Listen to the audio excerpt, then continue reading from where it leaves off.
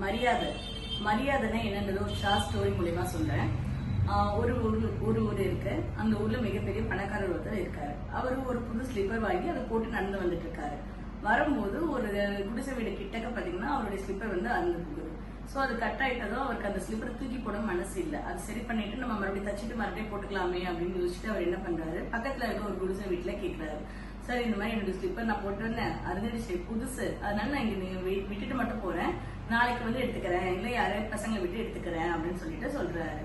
அதுக்கு அந்த குடிசை வீட்டுல இருக்க சொல்றாரு, ஐயா நீங்க எவ்வளவு பெரிய ஆளு, உங்க ஸ்லிப்பர் ஒரு நாள் என்ன ஆயா, இங்க இருக்கிறதுக்கு நாங்க இதுவே எங்களுக்கு மிகப்பெரிய கௌரவம், உங்க ஸ்லிப்பர் இங்க இருக்கிறதே எங்களுக்கு மிகப்பெரிய கௌரவம், அது எத்தனை நாள் வேணாலும் இங்க இருக்கட்டும், ஐயா தப்பு கிடையாது ஐயான்னு சொல்லி அனுப்புறாரு. ஒரு சில வருடங்கள் போகுது. போன பிறகு அந்த மிகப்பெரிய பணக்காரர் வந்து இறந்து போறாரு. அவரை வந்து அந்த டெட் பாடியை வந்து இந்த ஊர்வலமா அந்த குடிசை வீடு பக்கமா தூக்கிட்டு வராங்க. தூக்கிட்டு வரும்போது பாத்தீங்கன்னா பயங்கரமான இடி மின்னல், அப்படியே தூக்கிட்டு போகவே முடியாத அளவுக்கு மழை பெய்யுது.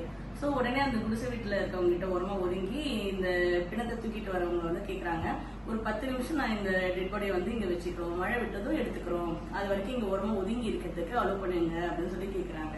அதுக்கு அந்த குடிசை வீட்டுக்காரர் கேட்கிறாரு, யார் வீட்டு பிணத்தை யார் தலையில கட்ட பாக்குறீங்க, அதெல்லாம் இங்க பெர்மிஷன் தர முடியாது, முதல்ல எடுத்துட்டு கிளம்புங்க அப்படின்னு சொல்லிடுறாரு. மனுஷன் உயிரோட இருக்க வரைக்கும் தான் அவனுக்கு மரியாதை. மனுஷனுடைய உயிர் போயிடுச்சுன்னா அன்னைக்கே அந்த செகண்டே அப்பவே அது பிணமா மாறிடுமே ஒழிய மரியாதைக்குரிய நபரா இருக்க முடியாதுன்றது வாழ்க்கையில நம்ம உணர்ந்துடணும்ன்றதுக்காக தான் சொல்றேன்.